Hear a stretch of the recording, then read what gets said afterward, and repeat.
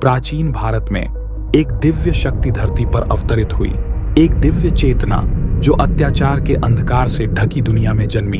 मथुरा में एक भविष्यवाणी ने क्रूर राजा कंस के हृदय में भय भर दिया।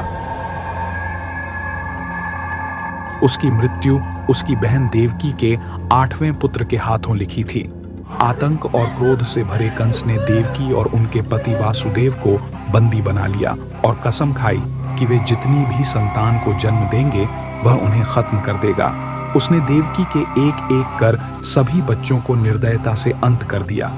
लेकिन जिस रात उनके 8वें पुत्र का जन्म हुआ, एक अद्भुत चमत्कार हुआ। कैदी पहरेदार गहरी नींद में सो गए। वासुदेव की बेड़ियां खुल गईं और जेल के दरवाजे अपने आप खुल गए। उस गहरी रात में वासुदेव अपने दिव्य शिशु को उठाए उफनती यमुना नदी पार कर शांत गांव गोकुल पहुंचे। वहां उन्होंने अपने प्रिय मित्र नंद और यशोदा को शिशु सौंप दिया। इस दिव्य बालक का नाम कृष्ण रखा गया। अब कृष्ण सुरक्षित थे, परंतु उनकी यात्रा तो अब शुरू हुई थी। यह कोई साधारण जन्म नहीं था, यह भगवान विष्णु का अवतार था, जो असीम प्रेम और शाश्वत ज्ञान का प्रतीक थे, जो साक्षात प्रेम थे, जिन्होंने गोपियों के साथ नृत्य किया, सहजता से गोवर्धन पर्वत को उठा लिया और पूरे गांव के भाग्य को बचाया।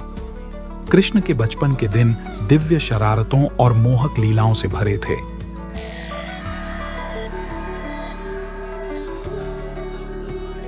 अपनी बांसुरी की मधुर धुनों से उन्होंने गांव वासियों का दिल जीता और साहस पूर्वक कंस द्वारा भेजे गए राक्षसों का सामना किया। कंस द्वारा भेजे गए ये राक्षस भयंकर और भयानक थे, जिन्होंने पूरे गांव में भय का माहौल बना दिया था।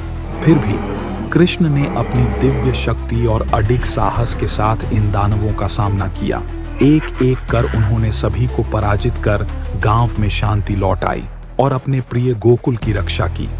गोपियों के घरों से मक्खन चुराने से लेकर अपने लोगों की रक्षा के लिए विशाल गोवर्धन पर्वत उठाने तक कृष्ण का हर कार्य प्रेम, भक्ति और जीवन के आनंद और साहस का प्रतीक है।